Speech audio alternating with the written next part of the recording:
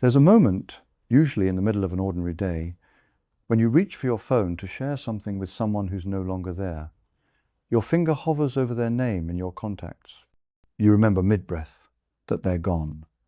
And in that suspended second between forgetting and remembering, you feel it, not just their absence, but yours too. Who are you when the person who reflected you back to yourself has disappeared? It's a question that arrives without warning, uninvited, devastating in its simplicity. Because when someone leaves, whether they walk away quietly, vanish overnight, or drift so slowly you don't notice until the distance becomes undeniable, they take something with them.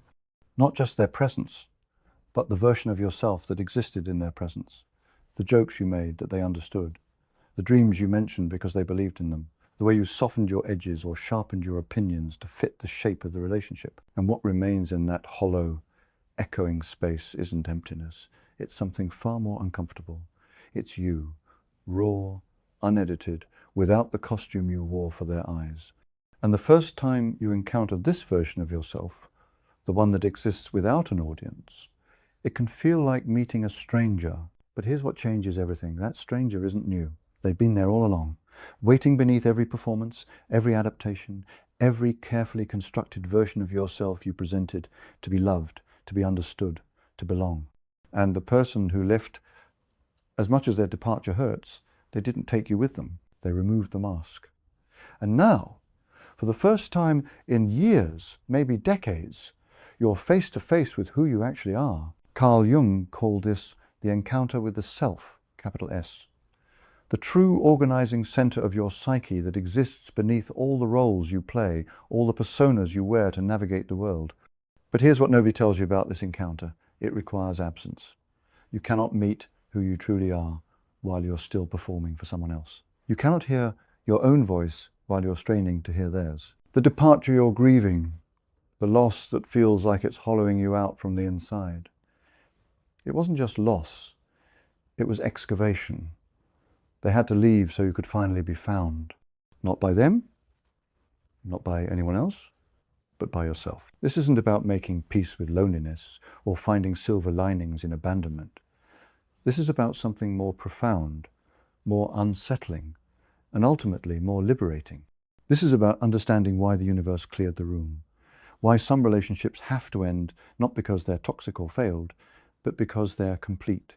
Their purpose wasn't to last forever. Their purpose was to bring you to this moment where you're finally alone enough to hear the voice that's been trying to speak to you your entire life, your own.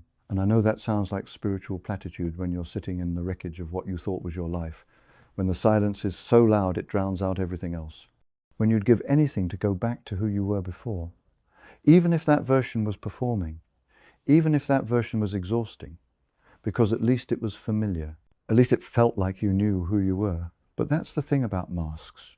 You can wear them so long they start to feel like skin. And it's only when someone rips them away that you realize how much you couldn't breathe, how much you'd been holding, how much of yourself you'd been storing in some back room of your consciousness, waiting for permission to exist. The person who left didn't give you that permission. They did something more important. They removed the structure that made the performance necessary. And now you're standing in the open, exposed, terrified, but finally free to discover who you actually are when no one's watching. 1. The false self dies when its audience leaves. Every relationship you enter creates a version of you, not deliberately, not even consciously, but through 10,000 tiny negotiations, the opinions you emphasize or hide, the humor you amplify or suppress, the vulnerabilities you share or guard, you become someone slightly different in every person's presence. Jung called these adaptive selves our personas, the social masks we construct to navigate the world. Personas aren't inherently false. They're necessary. We need them to function in society, to connect across the vast distances between separate minds. But the persona becomes dangerous when you forget you're wearing it, when you've held a mask in place so long that you mistake it for your actual face, when you've become so skilled at being what others need that you can no longer remember what you actually are underneath. When someone significant departs from your life, a partner, a best friend, a mentor, they take their gaze with them. And without that gaze, the performance stops making sense. You catch yourself about to make a joke they would have laughed at, and you realize there's no one there to laugh. You start to express an opinion you always shared with them, and you pause mid-sentence, uncertain if you actually believe it. The dissolution feels like dying. And in a sense, it is. I knew a woman, a philosophy professor, who'd been married for 12 years to another academic. They'd built their entire lives around intellectual partnership. When he left suddenly for someone younger, she felt erased, because so much of her identity had been constructed in dialogue with him. For months after he left, she couldn't write, couldn't think clearly. Every idea felt contaminated.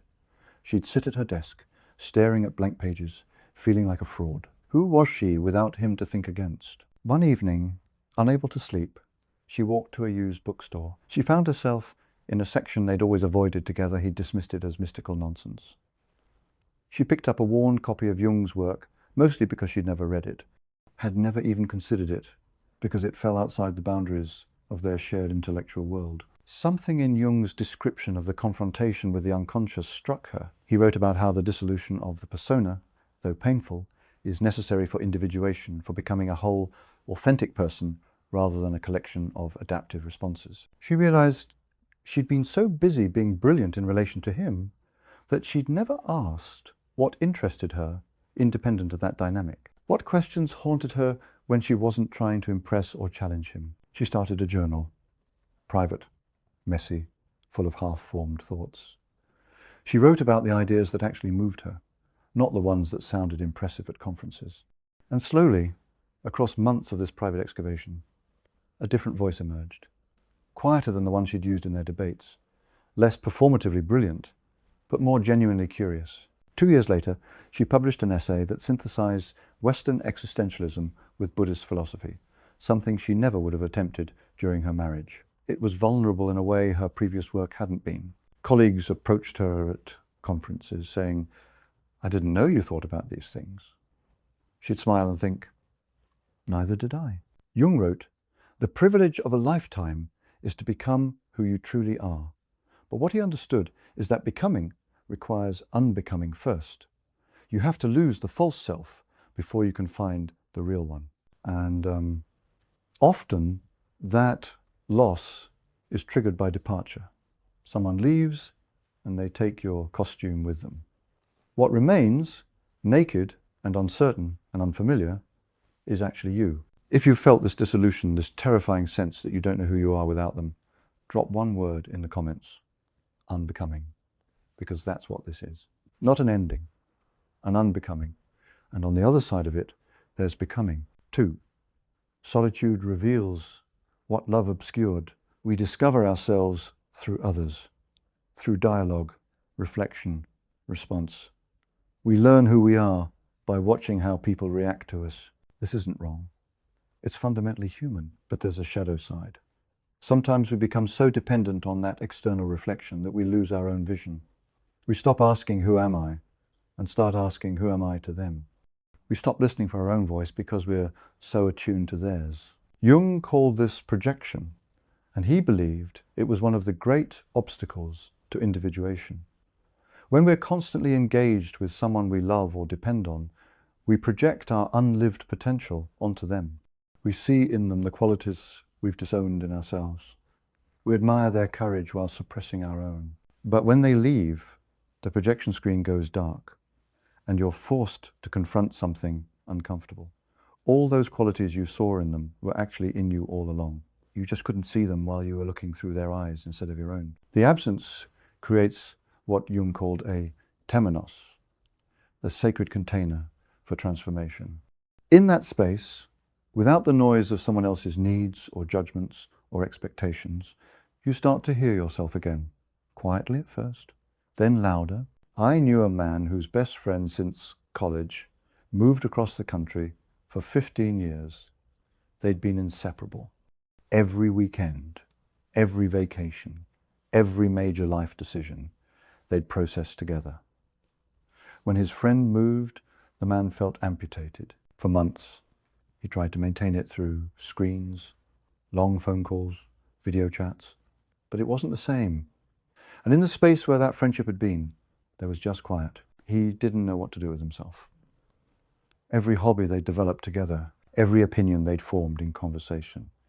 Even his sense of humor felt like it belonged to them as a unit rather than to him as an individual. Then one Saturday morning, alone with his coffee, he did something he hadn't done since college.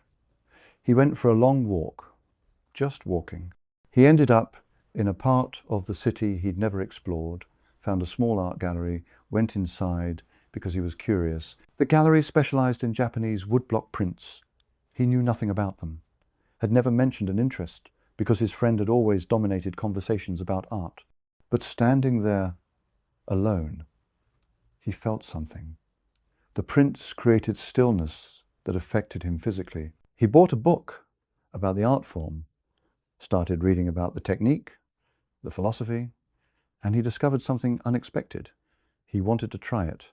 This shocked him. He'd never thought of himself as artistic. That had been his friend's domain. But that role, he realized now, was partly adopted. He found a printmaking class, and in the quiet focus of carving wood, he found something he'd never experienced in 15 years of constant companionship. Solitude that felt full rather than empty. He wasn't good at it initially, but that didn't matter because he was doing it for himself, discovering that he had patience he didn't know about, that he enjoyed working with his hands, that he found peace in repetitive work. Over time, he developed other interests, started hiking alone, tried cooking without consulting anyone else's preferences, read books his friend had dismissed, and slowly he built a relationship with himself. When his friend visited a year later, something had changed. There was less urgency in his need for approval, less dependency in his affection. He loved his friend still, but differently, from wholeness rather than need. "You seem different," his friend said. "I think I finally met myself," he replied. This is what Jung meant when he wrote, "Loneliness does not come from having no people around you, but from being unable to communicate the things that seem important to you." When someone leaves, you finally have to communicate with yourself about what's important. And the paradox is this: once you've heard your own voice clearly, you become more capable of genuine connection. Because you're no longer approaching relationships from emptiness, you're approaching from fullness. 3. The real self emerges in the emptiness. Here's the paradox. You've been searching for yourself in other people, but you can only find yourself in their absence. Not forever, but for this season. Where the emptiness isn't something to fill, but something to inhabit. Jung spent years studying individuation, the journey toward becoming whole. And he discovered something that contradicts our culture. Individuation requires the confrontation with the unconscious. This confrontation can't happen in constant presence of others. It requires descent, what ancient traditions called the dark night of the soul. You have to spend time in psychological darkness, where old identities dissolve, but new ones haven't yet formed. The real self doesn't speak the language of social validation. It speaks in whispers. And these parts of yourself can only emerge when the external noise drops away. I knew a woman, a paramedic, who'd been with another first responder for 9 years. They'd bonded over shared trauma. When he died suddenly in a car accident, she experienced grief so total it felt like falling through ice. For months, she went through the motions. But well-meaning friends told her to process, to talk. She couldn't. Every attempt to explain felt like translation into a language that couldn't hold the weight. So she stopped trying. She started spending her days off completely alone. No phone, just silence. She'd drive to empty places, walk through forests, lie in her apartment in darkness. Her friends worried she was sinking into depression. But something was happening. In the silence, she started to hear memories that were keys. Moments from before she became a paramedic, before she built her entire identity around emergency response. She remembered being 17, volunteering at an animal shelter, feeling peace from sitting quietly with wounded creatures. She'd wanted to be a veterinarian before deciding it was too competitive, settling for paramedic training because it was practical. She let herself wonder, what if I hadn't settled? What if the life I built was built around limitations rather than possibilities? She started researching veterinary programs. Just looking, the research should have felt overwhelming. Instead, it felt like reunion, like greeting a part of herself that had been waiting for almost 20 years. 6 months after his death, she applied to a veterinary technician program. Her friends were concerned. Wasn't this a reaction to trauma? But she knew something they didn't. The grief hadn't made her confused. It had made her clear. He didn't just die, she told me. The life we'd built together died too. But what actually died was the version of me that fit that life. And underneath, there was someone else, someone I'd abandoned. This is what Jung meant by confrontation with the unconscious. It requires sitting in the dark and listening, trusting that beneath the personas, there's something real waiting to be found. 4. Trust the discomfort of not knowing. There's a phase in this journey nobody warns you about. It comes after the initial shock, after you've begun to understand why they had to leave, but before you've fully arrived at who you're becoming.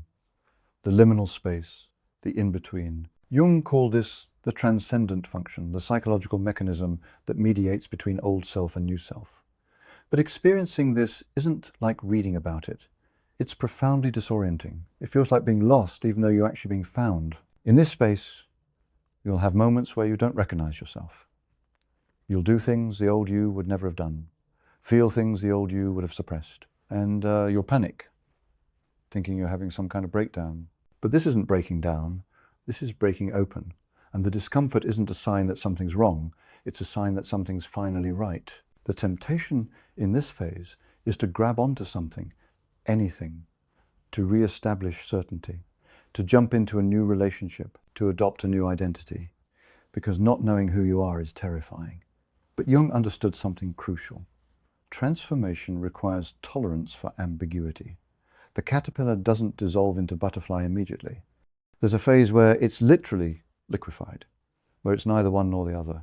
And if you cut the cocoon open during that phase, you don't help, you kill it. You're in the cocoon right now, and I know it feels like dying.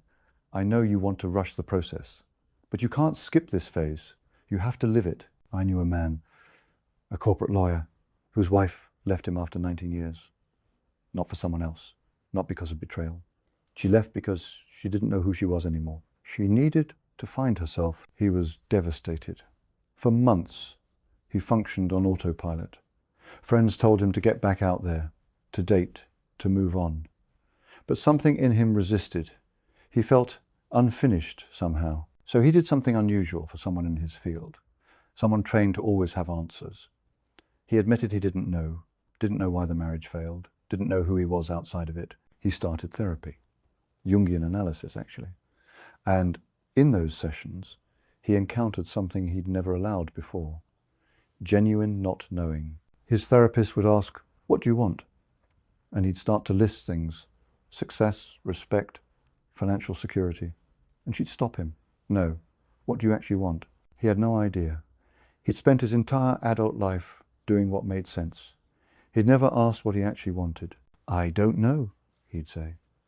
And she'd nod, like that was exactly the right answer. "Good," she'd tell him. Not knowing is where all real discovery begins. This permission to not know was revolutionary. In his work, not knowing was weakness. But in that therapeutic space, not knowing was honored as the beginning of something. He started experimenting with the not knowing, stopped making plans beyond a few days, started saying "I don't know" more often. And something strange happened. People trusted him more. His clients appreciated his honesty. More importantly, he started to discover things about himself. He liked poetry. This shocked him. He never read poetry, considered it impractical. But in his not knowing phase, he picked up a book of poems, and something in those observations moved him. His therapist encouraged him to stay in the not knowing. "You're liquefied right now," she told him. "This is when the real transformation happens. Don't rush it." 2 years into the process, he made a decision that surprised everyone. He left the corporate firm to work with a non-profit providing legal services to immigrants. The pay was a fraction. The prestige was non-existent. But something had shifted. He wasn't performing success anymore. He was actually living. The marriage had to end, he told me. Not because either of us was wrong, but because I'd built my entire identity around being certain. When she left, that role dissolved. And in that dissolution, I discovered I'd never actually been the certain one. I'd just been performing certainty. This is what Jung meant by the transcendent function. It's not comfortable. You don't go from lost to found in a straight line. Instead, you spiral. You discover something, feel momentarily clear, then encounter new uncertainty. But each time you move through that cycle, something integrates. Some piece of authentic self becomes permanent. The key is learning to trust the discomfort of not knowing, to see it not as a problem, but as a space of potential, because in that space, your real self finally has room to emerge. 5. Reclaim the energy you lost in performance. Here's something nobody tells you. You don't just lose the person, you reclaim energy. Massive amounts of energy that you didn't even realize you were spending on maintaining a version of yourself that fit their expectations. Think about what it takes to be in relationship. The constant calibration, the monitoring of their moods so you can adjust yours, the translation of your wants into language they'll understand, the suppression of needs that might create conflict. All of this takes energy. Enormous, constant energy that most people never account for because it's happening unconsciously. But when they leave, that energy comes flooding back. Not immediately, but if you pay attention, you'll feel it. A kind of vitality that's been dormant. Jung wrote about psychic energy, what he called libido, in a broader sense than Freud's. He believed it was fundamental life force, and that it could be tied up in complexes and relationships. When those patterns dissolve, the energy is freed. Most people, when they feel this energy returning, immediately try to spend it on something familiar. They jump into a new relationship, or they pour it into work. But there's another option. You can consciously channel that reclaimed energy into yourself, into becoming... I knew a woman, a graphic designer, who'd been in a relationship with a musician for 8 years.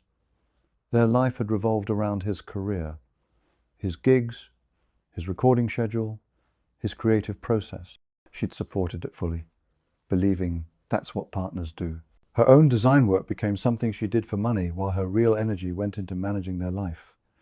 When he left for someone who had more free time to tour with him, she felt hollowed out. The first few months, she filled the time with work. But there was something different about the work now. She had more energy for it. She'd finish a project that should have exhausted her and still have capacity left over. She started with a personal project, a series of illustrated essays about design elements in everyday objects. Not for any client, just because it interested her. As she worked on it, she noticed something. She'd forgotten what it felt like to design for herself, to make aesthetic choices based purely on what felt right rather than what would please someone else. She shared early drafts with a friend who asked, "Why do you need someone else to validate this? Can't you just make it because it interests you?" The question landed hard. She realized she'd spent 8 years deferring aesthetic judgment to her ex. He was the artist. She'd positioned herself as the technician, and in that dynamic, she'd given away trust in her own creative instinct. She kept working on the project, not to prove anything, just because the work itself felt alive. 6 months in, something shifted. She started getting offers for more creative work, editorial illustration, book covers, projects that were more creative than commercial. One client told her, "Your recent stuff has this life to it that wasn't there before." What changed? She almost laughed. What changed was that she'd stopped giving her life force away. This is what Jung meant when he talked about withdrawing projections and reclaiming energy. Every relationship involves some projection. But when those projections stay unconscious, we remain dependent on others to live out parts of ourselves we've disowned. When someone leaves, you're forced to confront what you've projected. Were they actually the creative one, or did you just stop being creative to make room for them? The reclamation process isn't immediate. It returns gradually as you make small choices to invest in yourself. But here's what happens when you consciously work with this reclaimed energy. You become magnetic in a different way, not performing magnetism, but genuinely alive. And people recognize and respond to that aliveness. The relationships you form from this place are fundamentally different. You're not looking for someone to complete you. You're already complete, and you're choosing to share that life rather than borrow theirs. 6. Prepare for connection from wholeness. Here's the ultimate paradox. You're learning to be alone so you can eventually be together, not in the codependent way you might have been before, but in a way that's sustainable, where connection enhances your life instead of defining it. Jung believed that true relationship requires two individuated people, two whole selves meeting each other, not two halves trying to complete each other, but two humans who've done the deep work of becoming themselves. But you can't skip to this kind of relationship. You have to actually go through the process of becoming whole first. And that process requires the thing you're experiencing right now. The solitude, the uncomfortable space where you face yourself. This is why the departure had to happen. Not just so you could meet yourself, but so you could become whole enough to eventually meet someone else from that wholeness. I knew a man, a teacher, who went through a devastating divorce after 17 years. His wife had been his everything. When she left, he felt like he'd lost his own mind. The first year, he was a mess. Jumped into a rebound relationship because the silence was unbearable. But that relationship was just another version of the same pattern. He immediately started using this new woman as his emotional processor. And she, to her credit, ended it quickly. "You're not actually here with me," she told him. "You're just here because you can't be alone." The words stung, but they were true. So he did something he'd never done. He chose to be alone, deliberately. He recognized something was broken that could only be fixed in solitude. He spent 2 years single, developed real friendships, went to therapy, took up running, and slowly he built a life that felt stable on its own. When he started dating again, he was different. The urgency was gone. That desperate need to make it work, to turn this person into his new everything, it had been replaced by curiosity. He was curious about who they were. But he wasn't trying to merge with them. He dated several people casually. Some didn't work out, and instead of feeling devastated, he felt fine. His life didn't collapse when a relationship ended, because his life wasn't built on the relationship. Eventually, he met someone who felt different. Not dramatic, but comfortable, easy. They had their own lives, their own friends, their own interests. And when they came together, it added to both their lives without subtracting from either. The difference, he told me, is that I don't need her. I want her. But if she left tomorrow, I'd be sad, but I wouldn't fall apart, because I'm not borrowing my stability from her. This is the goal. Not to become so independent that connection is impossible, but to become so whole that connection is a choice rather than a need. And relationships that form from that place are fundamentally different. There's less anxiety because you're not worried about losing the thing that holds you together. There's more honesty because you're not performing. There's deeper intimacy because you're actually showing them who you are. Jung wrote, "The meeting of two personalities is like the contact of two chemical substances. If there is any reaction, both are transformed." But he was talking about two actual substances meeting, not two empty vessels looking to be filled. This is what you're preparing for right now. Every day you spend learning to be alone, learning to hear your own voice. You're preparing for when you won't be alone anymore. But you'll be alone in the sense that matters, you know who you are, independent of anyone else. And from that place, when connection comes, it won't feel like rescue. It will feel like recognition. Two people who've done the work, choosing to walk together. This is why they had to leave. So you could prepare for the next arrival, not their return, but someone new. Or maybe you'll choose to stay alone for years, because you've discovered that solitude isn't emptiness, it's fullness. Either way, you're ready now, or you're getting ready. Building the foundation that makes real connection possible. Learning the difference between need and want, between codependence and interdependence, between performing relationship and actually living it. The person who left gave you something. The space to become someone who can actually love without losing yourself. Someone who can connect without disappearing. Someone who knows the difference between being with someone and being lost in someone. That gift, as painful as it was to receive, might be the most valuable thing anyone's ever given you, because it forced you to find yourself. And once you've found yourself, once you know who you are in the quiet, no one can take that away. Not when they leave, not ever. You're complete now, or completing.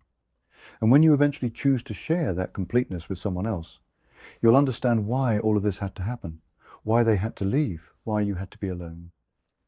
why the universe cleared the room. It was preparing you for love that doesn't cost you yourself, for connection that doesn't require performance, for relationship that adds to your life instead of defining it. And that kind of love, that kind of connection, it's only possible after you've done what you're doing right now. Meeting yourself, becoming whole, learning to be enough. And here's what I want you to understand as you walk through this. The pain you're feeling isn't proof that something's wrong. It's proof that something real is happening. You're not breaking, you're breaking open. And what's emerging from that breaking, if you give it time and space and patience, is the most authentic version of yourself you've ever been. Jung spent years after his break with Freud in what he called his confrontation with the unconscious. His colleagues thought he'd lost his way. The psychiatric establishment dismissed his work as mystical nonsense. He was professionally isolated, personally adrift, working on ideas that no one wanted to hear. But during those years of isolation, he developed the theories that would eventually transform psychology. The collective unconscious, archetypes, individuation, the shadow, concepts that emerged precisely because he had the space to think without the noise of approval or criticism, without trying to fit his insights into someone else's framework. He later wrote, "The shoe that fits one person pinches another. There is no recipe for living that suits all cases. When someone leaves and you're forced to figure out your own life without their framework, without their guidance, without their reflection, you're finally free to discover what fits you. Not what should fit, not what fits them, what actually fits the shape of who you are. This is the choice you face now. Will you rush to fill the emptiness with someone new, some new structure, some new relationship that lets you avoid the confrontation with yourself? Or will you sit in the emptiness long enough to discover what wants to emerge from it? The path of sitting with it is harder. It's lonelier. It doesn't look like healing to people who are watching, but it's the path that leads to something real. Something that can't be taken away because it doesn't depend on anyone else's presence. Something that belongs to you completely because you found it in the dark, by yourself, when no one was there to guide you. One day, not today, maybe not for months or years, but one day you'll think about the person who left. And instead of feeling that sharp grief, that sense of abandonment, you'll feel something unexpected. Gratitude. Not for the relationship necessarily, but for its ending. Because that ending created the beginning of something you couldn't have found any other way. The beginning of you, the real you. Not the performance, not the adaptation. The one who exists independent of anyone's gaze. The one who has opinions and preferences and dreams that are entirely their own. The one who's been waiting patiently your entire life for the room to clear so they could finally step forward and say, "I'm here. I've always been here. And now that you can finally hear me, we have so much to talk about." So keep walking through this. Keep sitting with the discomfort. Keep listening to the voice that emerges in the silence. Because that voice isn't random. It's not a side effect of trauma or a symptom of depression. It's you, the truest you, finally speaking, finally heard. They left you so you could meet your real self. And once you've had that meeting, once you've sat across from yourself in the dark and really listened, you'll understand this wasn't the end of your story. It was the beginning. The part where you finally stop living for others and start living from yourself. The part where you stop searching for yourself in someone else's eyes and start recognizing yourself in your own. If this message found you at exactly the right time, if you're in that sacred space right now where someone's absence is revealing your own presence, share it.